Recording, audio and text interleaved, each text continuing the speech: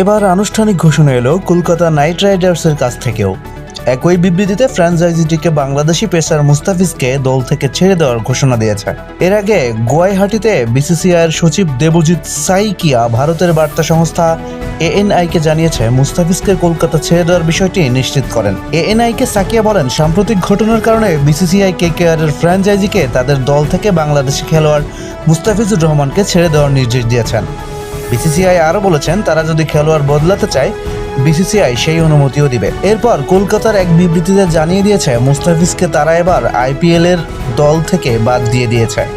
বিবৃতিতে দলটি লিখেছেন, কলকাতা নাইট রাইডার্স নিশ্চিত করেছে যে আইপিএল এর নিয়ন্ত্রণ সংস্থা হিসেবে বিসিসিআই আইপিএল এর আসন্ন ইন্ডিয়ান প্রিমিয়ার লিগ আইপিএল এর মৌসুমে আগেই দল থেকে মুস্তাফিজুর রহমানকে ছেড়ে দেওয়ার নির্দেশ দিয়েছে। যথাযথ প্রক্রিয়া পরামর্শ অনুসরণ করে ভারতীয় ক্রিকেট কন্ট্রোল বোর্ডের বিসিসিআই নির্দেশেই ছেড়ে দেওয়ার সিদ্ধান্ত কার্যকর হয়েছে।